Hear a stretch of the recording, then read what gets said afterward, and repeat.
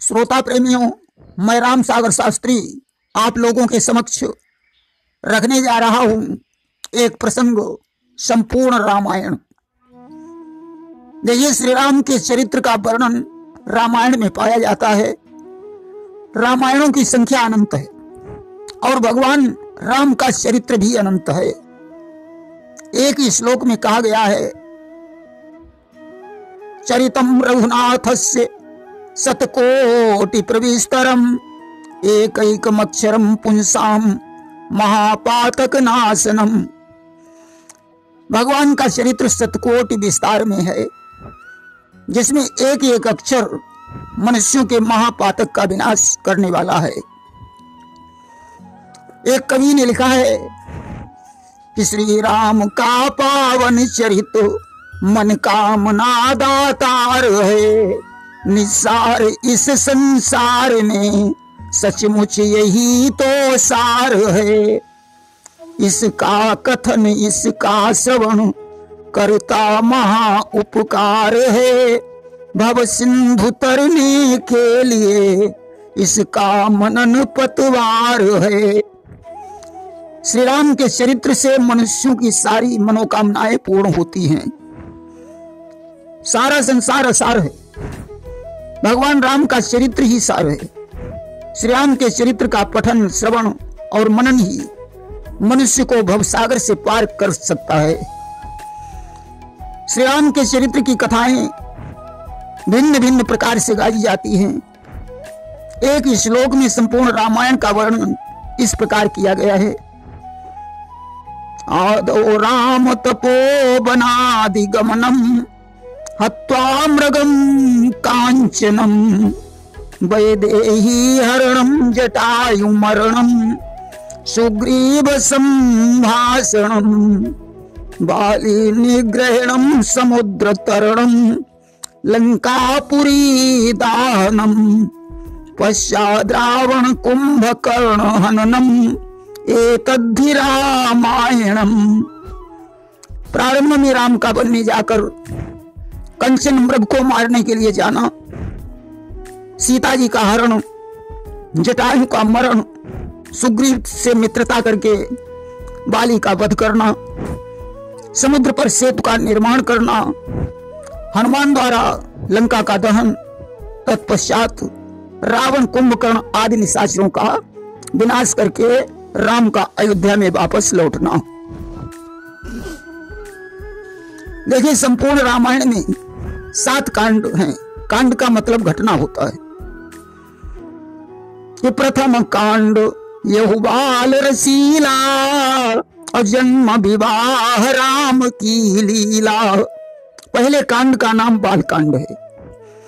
इसमें प्रभु श्री राम का अयोध्या में महाराज दशरथ के यहाँ 4 अंशों में अवतार हुआ।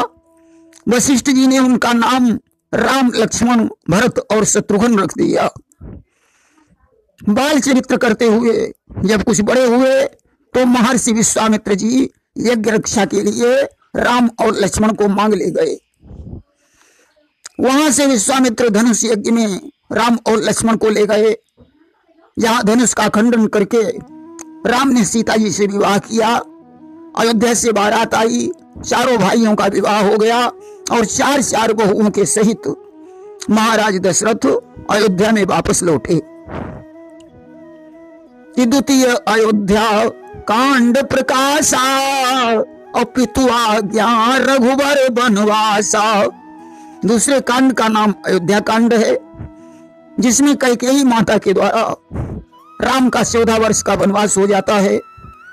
राम, लक्ष्मण, सीता तीनों वन को प्रस्थान करते हैं। केवट से नाव मंगाकर गंगा पार हुए, चित्रकूट में जाकर रहने लगे। इधर दशरथ की मृत्यु हो गई। भरत जी ननिहाल से वापस आए, राम को मनाने वन को गए। राम ने खड़ाऊ प्रदान करके भरत को वापस कर दिया। भरत जी ने सिंहासन पर खड़ाऊ रख दी और नंदीग्राम में जाकर तपस्या करने लगे। ये पुनि हरण किस किंधा भाख्यो जहां सुग्रीव शरण महु राख्यो। तीसरे कांड का नाम अरण्य कांड है। इसमें जयंत ने कौवा बनकर सीता के चरणों में चोंच मारी। राम ने उसकी एक आंख फोड़ दी। सीता का अनसुईया से मिलन हुआ। सुतीक्षण से भेंट करके भगवान राम पंचवटी में पहुंचे, जहां शूर्पणखा की लक्ष्मण ने नाक काटी। परिणामतः खरदूषण का वध करना पड़ा। राम ने मारीच को सोने का हिरण बनाकर सीता का हरण किया। राम सीता को ढूंढते ढूंढते सबरी के आश्रम पर पहुंचे। वहीं चौथे कांड का नाम किष्किंधा कांड है, जिसमें भगवान श्री राम ने सुग्रीव से मित्रता की। बाल का वध करके सुग्रीव को निर्भय बनाया। सुग्रीव ने सीता की खोज के लिए बंदरों को भेजा और सुंदर सुंदर कांड सुहावन, युद्ध कांड मोह मारे रावण। पंचम कांड का नाम सुंदर कांड है, जिसमें हनुमान जी ने सीता की खबर लेने के लिए अशोक वाटिका में प्रस्थान किया। वृक्ष पर छुपकर बैठकर राम की अंगूठी गिराई। सीता जी की आज्ञा लेकर अशोक वाटिका को उजाड़ा। मेघनाद उन्हें बांध कर ले गया। रावण ने हनुमान की पूंछ में आग लगवाई।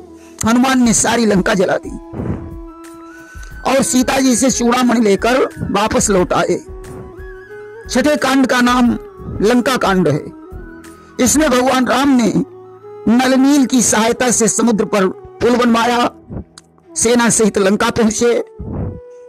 लंका में युद्ध हुआ। रावण को मारकर अयोध्या वापस लौटे। और सप्तम उत्तर कांड अनूपा, बसहि जहां कौशल सुर भूपा। सातवें कांड का नाम उत्तर कांड है। इसमें भगवान राम का राज तिलक होता है। भगवान राम ने बड़े अच्छे ढंग से शासन का संचालन किया।